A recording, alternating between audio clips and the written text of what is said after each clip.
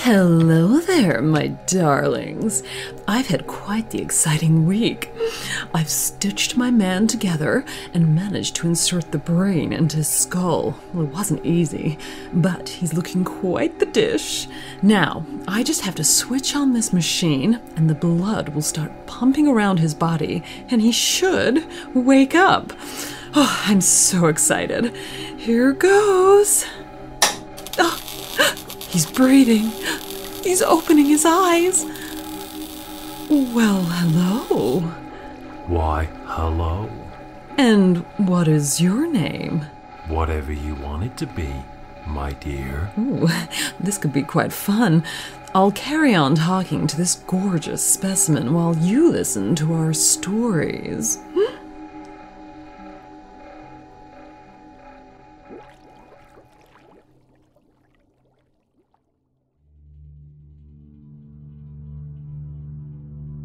My son was 2 years old when all of this started. I was sitting in the living room on the couch watching my son play with his ball, and it had rolled into the dining room. I looked at him and told him to go and get it. He started crying and said no, that there was a man in the dining room that was going to get him. As you could imagine, I jumped off the couch and ran to the dining room where there was no one there. Yet my son was crying, saying he was standing in the corner. I told him there was no man in the dining room. I grabbed his ball and went back to the living room. I had forgotten all about that encounter until he was around 3 years old, and my twin sister and our friend was at my house. Our friend kept bugging my son, wanting to play hide and seek. She told him she was going to hide in our basement so that he couldn't find her. All of a sudden, in a different voice than he usually talked, he pointed to the basement door and told my friend if she goes downstairs, the girl down there will kill her. I was shocked for one because he had told her in a deep, growling voice instead of his sweet baby voice. So I asked him who he was talking about, and he told me her name was Sarah. Then he went on to explain that Sarah was dead. I asked, how had she died? He then told me that she had died in a car wreck at the age of 16. She had been with her parents until they had hit a tree, and then the car had went through a house. I couldn't believe what he had just told us. A couple of days later, we went to eat at a Mexican restaurant. We went to the restroom before we left, and my son told my twin sister not to go in the bathroom stall next to her one, because Sarah was using that bathroom. My friend jokingly said, well, how did Sarah get here? My son told her she sat in between me and you in the back seat on the way here. I thought maybe he just has a good imagination at his age, so a couple of months later he grabbed my hand and told me, Mummy, come here, your friend wants to say hi to you. I went into his bedroom holding his hand. I asked, where is he? My son points and says, he is standing right there, Mummy. Then my son tells me, Jamie says to tell you not to be sad anymore. I asked him where he had heard that name from. My son says he is standing right there. That's what he told me to tell you. Jamie was my ex-boyfriend. We had dated in middle school and then again in high school. In high school, he had been in a car wreck and had passed away. A couple of weeks later, we were going through some old photo albums and my son points to a picture and says, I know that man. I asked him, how do you know him? My son told me he comes and talks to him. I then explained that the man couldn't talk to him because it was a picture of my father-in-law and he had passed away before me and his dad had gotten together. My son says, Mum, I do talk to him. He told me about taking Daddy for rides in his old Ford truck when Daddy was little. I asked my husband about it later and he confirmed that his dad had an old Ford truck that they used to go riding in. Then me and my husband were sitting in the living room a couple of weeks later and we hear our son laughing and talking to someone. We both get up and walk into his room. I asked, "Who are you laughing at?" He turns to us and says, "I'm playing with Mama." My husband's mother had passed away when our son was 2 years old. I asked him what she was saying to him. He then threw his hands up and said, "Hey." That was exactly what she used to do every time he walked in the room before she passed away. My husband had to be at work at 5 a.m. every morning, so I would always get up, make him breakfast and make his lunch to take to work with him. He leaves for work and I'm sitting in the living room and I see something in our bedroom. I get up to see what it is, and I see 2 girls standing in the mirror brushing their hair. I'm thinking I'm just seeing things. Then I rub my eyes, and no, they are still standing there. After they notice that I'm looking at them, they disappear.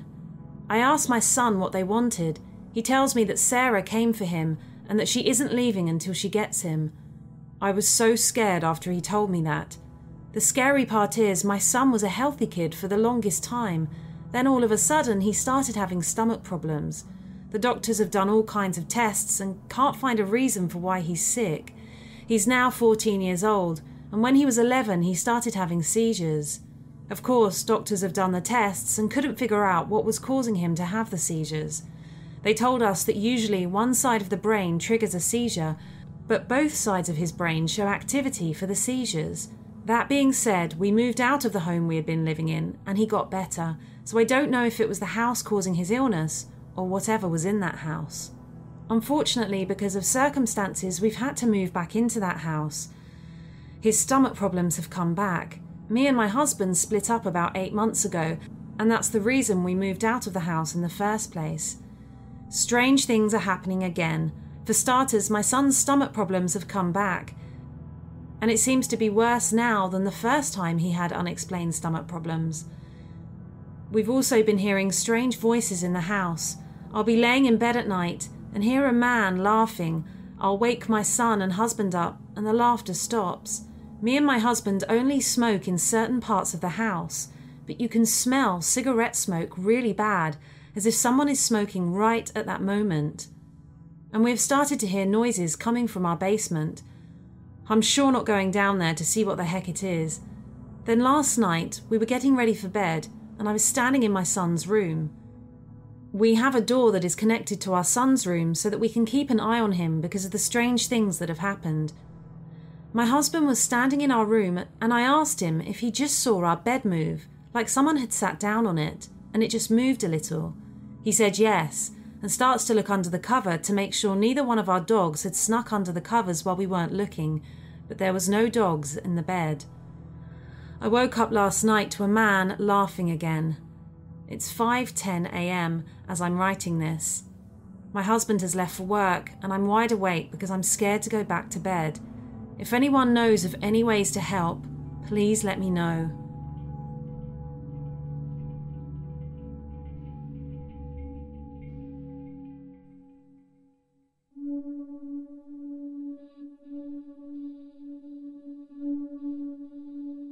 When I was 16 years old, I decided to surprise my parents with a bouquet of flowers for Valentine's Day. We've always celebrated this as a family holiday rather than a romantic one. I didn't have a car to drive to a florist, but my high school was within walking distance of a hospital boasting a gift shop that sells floral arrangements. Between classes during the week of Valentine's Day, I set off for the hospital by my lonesome, cutting across campus to walk through a network of side roads populated with specialty doctors' offices that kept odd hours, the sort of buildings where travelling doctors mainly hold surgery consultations or perform small procedures a few times a month. The trip there passed without incident. As I was walking back through said deserted roads with a vase of flowers in tow, I noticed an unkept 1990s car close behind me.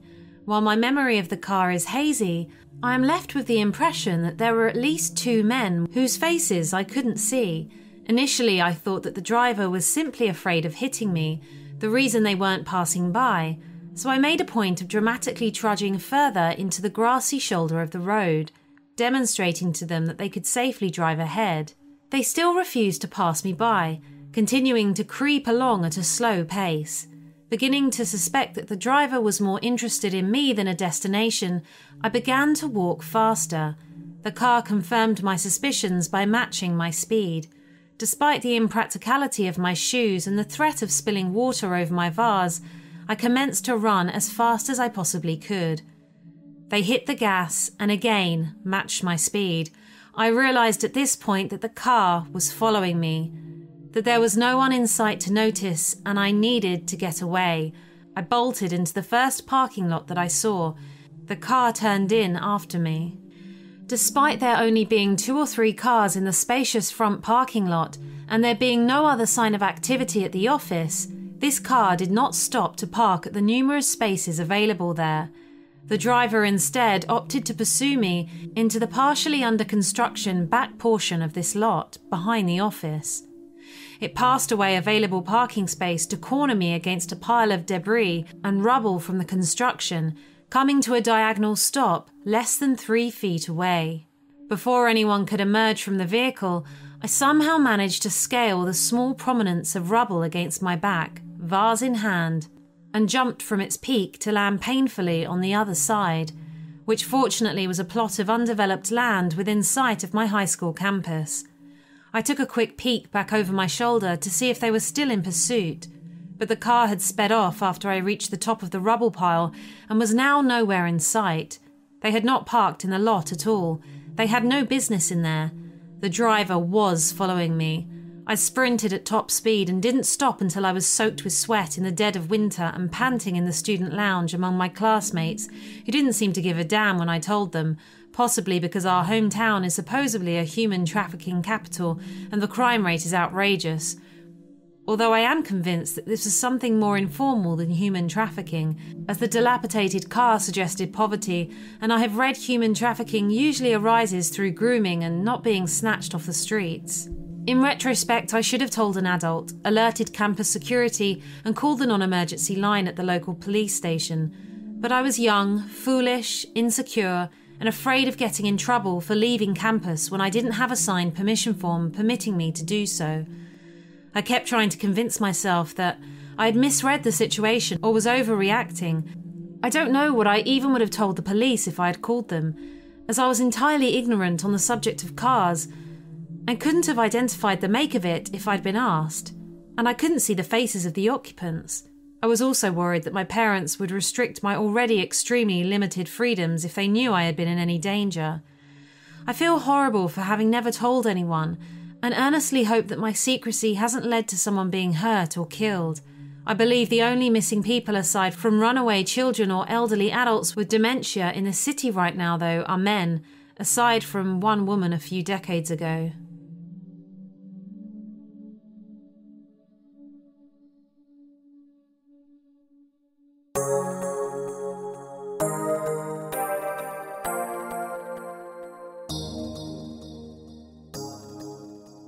This is a story from about 14 years ago.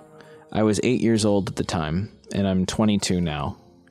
When I was 8 years old, my mom and dad split. I would stay at my mom's on the weekend in the city of Wilmington, California. My dad lived in Torrance, which wasn't too far away. However, the times I would get to see my mom were very minimal, meaning I would only see her a couple days out of the month. For those of you that don't know, Wilmington, California used to be a holding point for soldiers back in the American Civil War. The drum barracks are still there to this day. However, now it's a city full of gang violence. At the time, when I used to be there with my mom, the gang activity was pretty high, but it's gone down just a little. Well, the gangs are still around today, and it's still a relatively unsafe neighborhood to walk around at night, but it has its good days, such as car shows and the Wilmington parades. But to be real, the city has a pretty fucked up past of murders, suicides, kidnappings. But some of the craziest experiences I've had happened in my grandmother's house, which was where my mom was living at the time. So with all of that being said, here's the story. My grandmother lived on the street Hyatt Avenue, which is a street owned by one of the gangs and is also right next to the train tracks. Wilmington's neighborhoods consist of a front house and a back house to most parts. My grandmother lived in the front house, and we had an old friend who lived in the back named Gilbert. Across the street, I had a friend who I'll call Jose. Jose was just a couple years older than me, and I would invite him over to my house all the time so we could hang out and play with the plastic guns that the street vendors would bring. We would mostly hang out in the back parking lot, which divided my grandmother's house and Gilbert's house, and was a relatively good size for the two kids to play in. One day, Jose came up with the brilliant idea for both of us to go play near the train tracks. Keep in mind that these train tracks are in a pretty big area, so there's a lot of dirt that surrounds them. So for us to get hit by a train, we would have to be standing right on the tracks, but there was just enough area around them for us to play. On this particular day, Gilbert wasn't home, so we snuck behind his house through a hole in the fence which led straight to the train tracks. Once we were there, we decided to walk a little further down the train tracks and talk about the shootings we'd heard and how we thought one of our neighbors was in the gang. At this particular time, I distinctly remember Jose telling me that he would be, quote, down to shoot back at anybody who shot at his house if he had a gun. Before he could say anything else, I stopped him mid-sentence and pointed at a memorial site for what I assumed was a fallen gang member. He looked at it in awe and proceeded to move closer to it. The mural had a picture of the man with bandanas tied on the fence surrounding the portrait, with the folded bandana and clothing right in the middle of it, surrounded by candles. I asked him, "What the hell are you doing?" because he started digging through the clothing and the bandana. As he scuffled through, he stopped, and I watched his eyes grow big and look at me with a shocked face. I asked him, "What is it?" And he pulled out a small snub-nosed revolver. It had been wrapped inside the bandana on top of the clothing. I said, "Holy shit," and looked at it in amazement. The revolver was empty. He starts laughing and pointing it around, pulling the trigger, and all I can remember hearing is the clicking coming from the revolver. It was almost as if this kid prayed for a gun and manifested it into his hands, because guns seemed to be the something that amazed him. What seemed like forever being on those train tracks, we started to head back. Before we proceeded, though, I asked him, "Dude, are you gonna put that gun back?" Without even thinking twice, Jose says, "Fuck no, I'm taking this home." I didn't even want to argue with him. I just wanted to go back home. There was something off about the train tracks that day, and it felt even worse after we saw that mural. Of course, at the time, I thought nothing of it because I was only 8, but now that I remember, I can definitely feel it to this day. Once we got back to the hole we entered through, Jose stuffed the revolver into his shorts and told me he was going to go home and take a nap. I said okay, and just decided to go back into my grandma's and play with my Legos. Before I proceed with the story, please let me give you the layout of my grandmother's house. When you enter through the front door, you're already standing in the living room. To your left is my grandmother's room, and forward is the kitchen leading back to the back hallway. When you enter the back hallway, to the front of you is the back door, to the left of you is the vanity area and the restroom. Once you're in the vanity area, to the left of you is the second bedroom, and when you enter that bedroom, to your right is a small hallway leading to the last bedroom, which was my mother's. Fast forward to about 9:30 p.m. I'm already really tired and decided that I would just go to sleep. I pack up all of my toys and go straight to my mom's room to fall asleep. It's about 1:30 a.m., and I woke up for no reason. There was this ringing in my ears that wouldn't go away, and there was a really unsettling feeling in my room. I tried to wake up my mom thinking I had a nightmare and she wouldn't even budge. I decided, since I'm already awake, to go into the kitchen and grab a Jell-O. I really wish I wasn't a stupid-ass kid.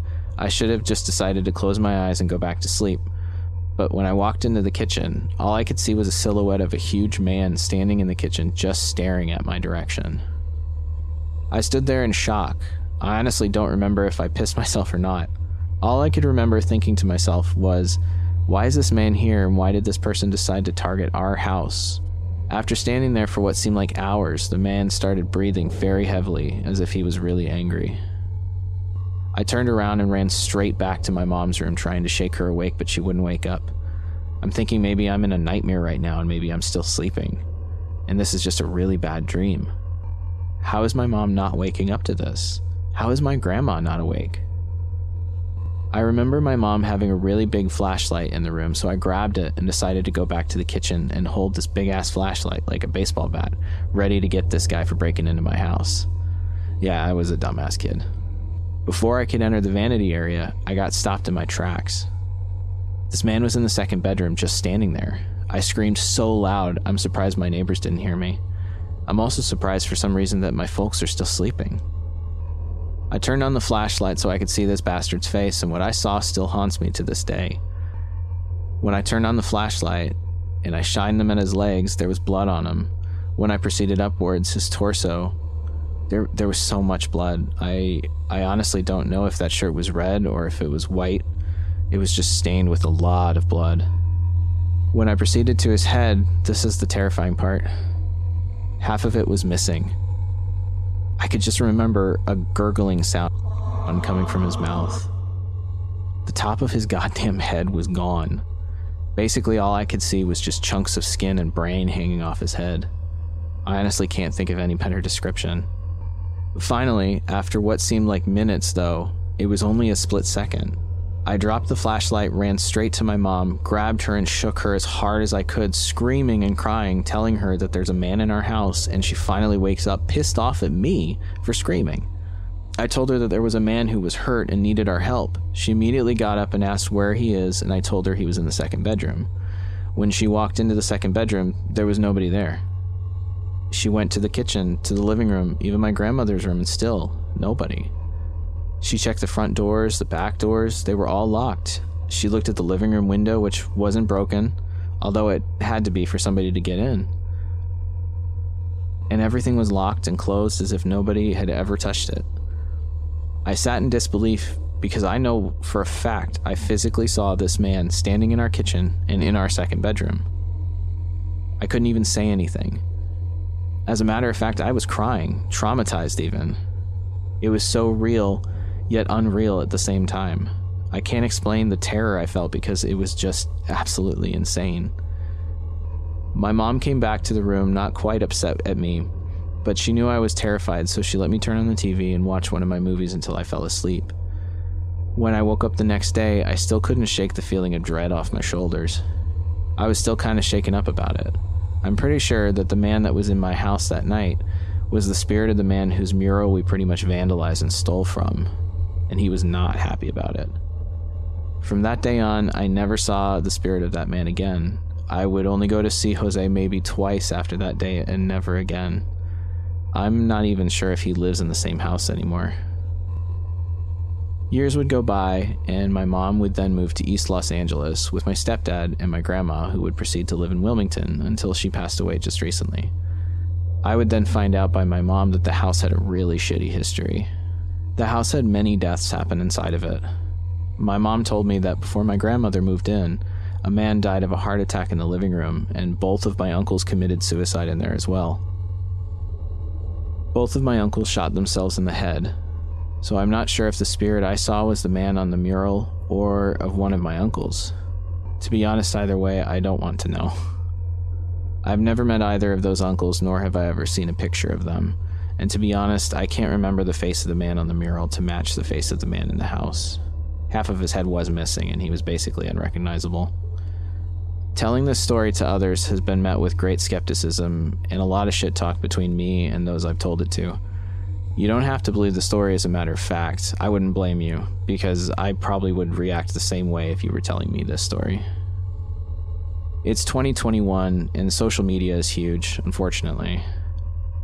My friends follow these pages on Instagram that show rival gang members kicking down candles of fallen enemies and disrespecting their murals. My advice?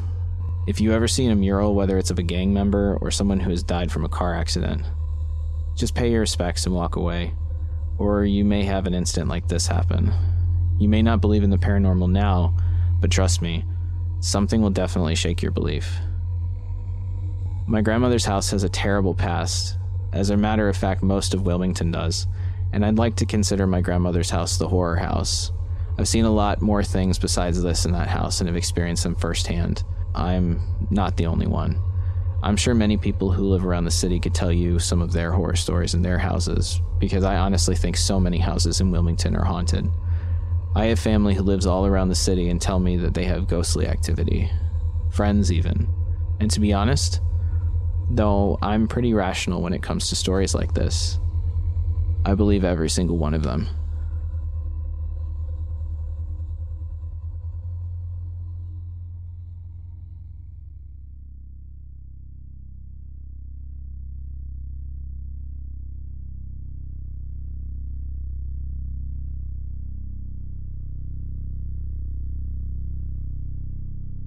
I grew up in Texas.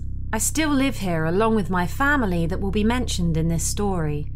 When the 2007 recession hit, my father lost his job. It was a management job that paid well. We lived in a comfortable but slightly country area outside of Lockhart, Texas. With our income at a halt, we lost our home and had to move. My parents found a trailer park with a 2-bedroom for rent. A little cramped for our family of 5, but we had no other choice. The man we rented from was crooked for other reasons. But he's not the disturbed landlord this story revolves around. We lived in that trailer for a few years before needing to move out for reasons I was too young to remember. I was 11 years old when my parents began house hunting again. Down the road from the trailer park was a cul-de-sac of land. There was a business in the centre of this land called the Why Not Party House. That was a bar or wannabe club, I suppose. Considering I was a child, I never rented the building. There were a few houses and trailers scattered around different parts in this secluded circle. A worn-looking trailer was for rent. The man renting it, Mr. Dole, was an elderly man who couldn't have been younger than 65 or so. A few things to note about this trailer. It has old stone steps leading up to the front door. There was a bunk bed in one of the bedrooms and a somewhat functioning air hockey table. The master bedroom had a queen-size bed, and there was carpet in the kitchen, which I always found quite strange. The back door was nailed shut and completely unusable. If that wasn't enough to make you say nope, then let me say it also had a mice problem. My family is working class. My mum is disabled, and with my father out of work, we only relied on her disability check. We had no choice but to rent out this trailer or be homeless. The entire deal was strange and honestly sad that this was the position we were in. But my parents rented out this trailer on the agreement of words only. There was no official lease that was signed or any sort of legal document that proved we were renting from this man. Before we moved into the trailer, Mr. Dole took it upon himself to build a new deck for us to replace the old steps. He even built a little picnic table for us to sit outside. As a child, it completely blew my mind this stranger could be so kind to craft these things without being asked or wanting money. It seemed like an act of pure kindness. A bad person wouldn't do that sort of thing, right? The first few weeks of renting from him went by without a hitch. The master bedroom had no light bulbs, and we weren't there long enough to change them, so my family and I all slept in the living room. Something about the bedroom with the bunk beds seemed scary to me. I'm unsure how my brothers felt, but they never slept in there either. As I mentioned previously, we relied on my mother's disability. Sometimes we were late on rent and had to pay late rent fees. Other than that, Mr. Dole would be very understanding about everything, despite being a little irritated. My mother's check hit every first of the month, which is also the month for bills. My mum, my father, and my older brother got into the car and drove into the city to take care of bills and get a money order for rent. I was left outside with my oldest brother. It was a time when we had no internet or cable, just VHS movies. I was in the hallway, playing my Wii, Twilight Princess to be exact. Something I need you all to note, we had no keys to this trailer. The only person with a set of keys was Mr. Dole, so we were unable to ever lock the trailer when we left. As I was playing my game, right in front of the door that was locked, I saw the knob turn. No knocking, the knob jiggled, and our landlord tried to pry the door open twice, but was unable to do so successfully. I just froze and realised it was him. He must have assumed no one was at home because the car was gone, but the door was locked, and I thought it was fine to continue playing my game. My brother was in the living room. We both heard this noise. At first I thought it was a dog barking, and my brother heard it too. But the longer we listened, we realised it wasn't an animal, but the sound of people yelling. My brother went to the front door to investigate the noises, and me being a scared child, I followed right behind him. Both of my parents were standing out in the yard, my mother shouting at our landlord, who was sitting on a farming vehicle, Not sure what the name of it was. I remember it had a very long piece attached to it. She was visibly angry, and her voice was laced with rage. My father was yelling at him too, but I don't remember anything that was said exactly.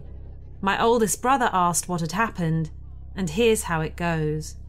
My parents pulled up to our trailer with the money order for rent. When they did, they caught Mr. Dole backing up the farming vehicle against the door, the only exit in that trailer. My mother went into full protection mode, knowing her 2 children were stuck inside. She confronted him immediately. Luckily, he backed away from the door, but he was still operating this vehicle. I believe she threatened him. They had an exchange of words, and he whipped the vehicle around fast and aggressively close to my mother until he almost hit her with it. My parents were bewildered about what they had just witnessed. They didn't know what to do, so they called the police. When the police showed up and my parents explained the situation, it was no use because we had no legal agreement of renting out the trailer. The officers shrugged it off and said there was nothing they could do about it because no one was injured. Apparently, trapping 2 children inside a trailer that's a fire hazard isn't illegal. We only spent one last night in that trailer. We no longer felt safe there. We packed up as many things in our car as we could, but unfortunately didn't have the money to rent a moving truck for the rest of our furniture. We stored the belongings we took with us at my grandmother's house, and we rented a motel room. It was about a week later after this happened when we tried going back for the rest of our belongings. We wanted no confrontation with Mr. Dole, so we showed up to the trailer at night. It was dark inside and the porch light was off. My father and eldest brother went inside the trailer casually. Me and my mother and my older brother were waiting out in the car. It was no less than 5 minutes when my father and oldest brother ran out of the trailer with speed I've never seen before. They hopped up in the car and pulled out of there like some scene in an action movie, while my mum was terrified and demanding answers. Apparently, they went into the master bedroom first, which was an immediate right when you walked inside. They were going to grab a box of paperwork we had to leave behind when we left. They noticed something lying in the bed, not just lying there asleep, but completely naked. It was Mr. Dole, and right beside him was a gun. We never went back to that trailer. We never recovered the rest of our furniture that had sentimental value, belonging to family members both living and deceased. It's been almost a decade since this happened. My mother and I discuss it every now and then, but we're thankful that time is behind us. I can't help but wonder if all that abandoned furniture was the result of some other unfortunate family who had to leave everything behind, or had it taken from them forcefully.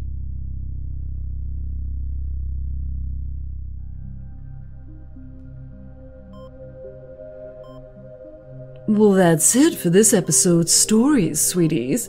I've been getting to know my new friend, William. He's everything I asked for. Intelligent, witty, handsome. Oh, I know what I forgot to ask him. So, William, or can I call you Willie for short? What job do you do? I investigate tax fraud. Oh, how interesting. Where's that button? Well, it was nice meeting you anyway, dear. Another one bites the dust. See you next week.